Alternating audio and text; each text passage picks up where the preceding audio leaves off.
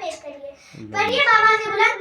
اللہ رب محمد صلی علیہ وسلم نحن عبادی محمد صلی علیہ وسلم. عزیزو، آج جس موضوع پر مجھے تقریر کرنے کا موقع ملا ہے وہ ہے جھوٹ بولنے کا انجام. واقعہ یہ ہے کہ ایک مرتبہ حضرت عیسیٰ علیہ السلام ایک سفر پر جا رہے تھے. انہیں ایک مسافر وہاں پر ملا. وہ مسافر بول پڑا، اے اللہ کے نبی، مجھے بھی اپنے ساتھ سفر میں شامل کر لے. حضرت عیسیٰ نے انہیں اپنے سفر میں شامل کر لیا. جب آگے چلے تو کھانے کا وقت آیا. عیسیٰ علیہ السلام نے کھانے کے وقت سامنے 3 روٹیاں رکھی. ایک حضرت عیسیٰ نے کھائی اور ایک اس مسافر نے. جو تیسری روٹی بچی تھی وہ وہیں پہ رکھی گئی. عیسیٰ علیہ السلام دریا کے پاس پانی نوش فرمانے گئے. اتنے میں ہی اس مسافر نے وہ تیسری روٹی چرا کر اپنے پاس رکھی. جب عیسیٰ پانی نوش فرما کر آئے تو انہوں نے دیکھا کہ تیسری روٹی غائب تھی. حضرت عیسیٰ نے اس مسافر سے پوچھا، کیا تو نے ہی وہ تیسری روٹی چرائی ہے؟ وہ مسافر بول پڑا، اے اللہ کے نبی، میں ایسا کیوں کروں گا؟ میں تیسری روٹی کیوں چراؤں گا؟ حضرت عیسیٰ نے بولا، چلو اپنے سفر میں آگے چلتے ہیں. آگے چلنے کے بعد انہیں ایک ہرن ملا. وہ ہرن بندھا ہوا تھا اور اس کا بچہ گھوم رہا تھا. تو ان لوگوں نے اس ہرن کے بچے کو ذبح کیا اور اسے کھایا. کھانے کے بعد حضرت عیسیٰ نے ان ساری ہڈیوں کو جو کہ ویسٹ ہو گئی تھی انہیں ایک کنارے رکھا اور بولا، اے ہڈی، اللہ کے حکم سے زندہ ہو جا. وہ ہڈی ترنت اللہ کے حکم سے ہرن کے بچے میں بدل گئی اور بھاگتے ہوئے اپنے ماں کے پاس چلی گئی. پھر عیسیٰ علیہ السلام نے پوچھا، اب بتا دے، کیا تو نے ہی وہ روٹی چرائی تھی؟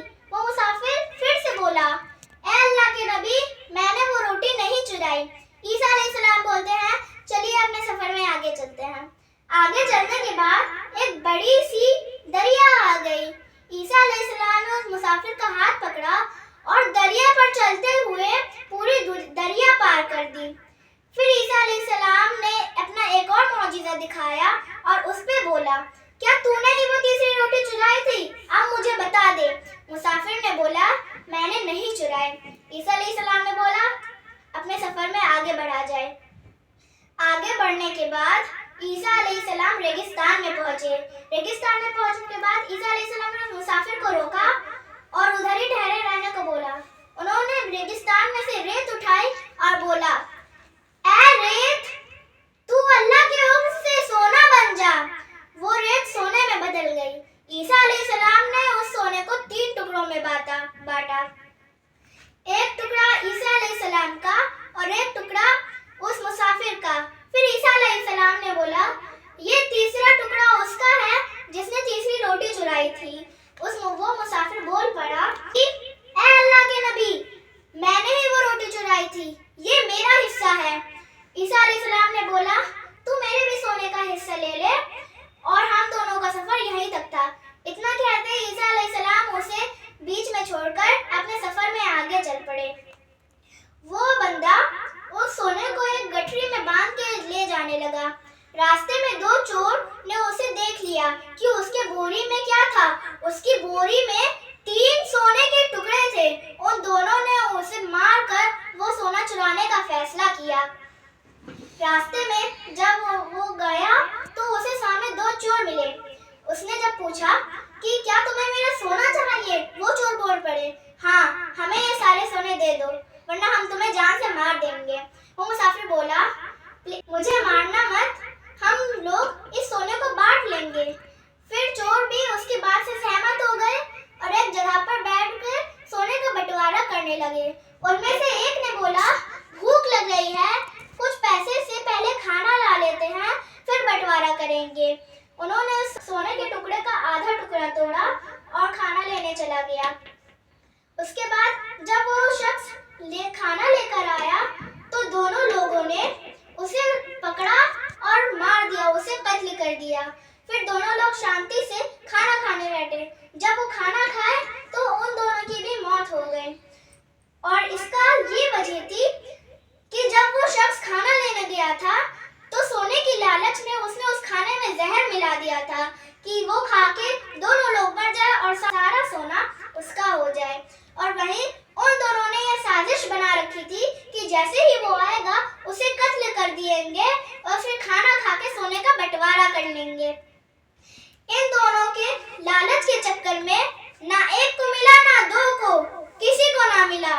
اسی راستے سے عیسیٰ علیہ السلام گزرے اور ان دونوں کی لاش دیکھی. عیسیٰ علیہ السلام نے بولا جب جھوٹ بولو گے تو یہی انجام ہوگا، سچ بولتے تو کچھ نہ ہوتا. یہ کہہ کے وہ وہاں سے چلے جاتے ہیں.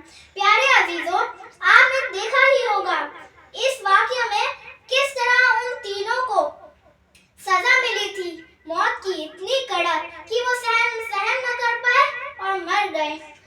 ایک کو جھوٹ بولنے کی وجہ سے اور دو کو لالچ کی وجہ سے. تو ہمیں اس واقعے سے یہ سبق ملتا ہے کہ نہ کبھی جھوٹ بولا کریں نہ لالچ کرا کریں، کیونکہ لالچ پر حضور صلی اللہ علیہ وسلم نے یہ بولا ہے کہ لالچ کرنے والا ویسا ہے کہ اگر اس کے پاس 3 میدان ہو اور اس میں سے 2 میدان سونے سے بھرے ہوں تو پھر بھی وہ بولے گا کہ کاش یہ میرا تیسرا میدان بھی سونے سے بھرا ہوتا.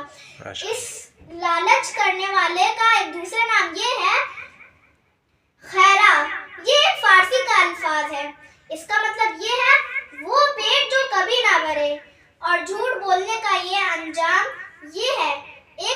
ایک چیز ہے، اللہ تعالیٰ نے یہ بھی فرمایا ہے کہ جھوٹ بولنے والا حرام ہے، لیکن ہم انسان ایسے ہیں کہ جو اللہ کی تمام نعمتوں کو پا کر بھی کہتے ہیں یا اللہ ہمیں یہ مل جائے، یا اللہ ہمیں وہ مل جائے. اور یہ سب تب کہتے ہیں جب مصیبت میں ہو، کوئی ہاسپٹل میں ایڈمٹ ہو، جب کسی کا انتقال ہوا ہو، کسی کی بخشش چاہیے ہو، تب ایسا کرتے ہیں. لیکن کبھی آپ نے یہ مانگ کے دیکھا یا اللہ ہمیں اپنے حضور کی محبت عطا فرما دے، یا اللہ ہمیں اپنی محبت عطا فرما دے، یا اللہ مجھے ایسا نیک نمازی بنا دے کہ ایک نماز قضا نہ ہو، یا اللہ میرے گناہوں کی بخشش کر دے، یا اللہ جتنے بھی لوگ گزر گئے اور جتنے بھی لوگ گزریں گے ان تمام لوگوں کی بخشش کر دے، یا اللہ جتنے لوگ گناہ کے راستے پر چل رہے ہیں ان سبھی کو اچھائی کے راستے پر چلا دے. کاش ایسا کوئی انسان ہوتا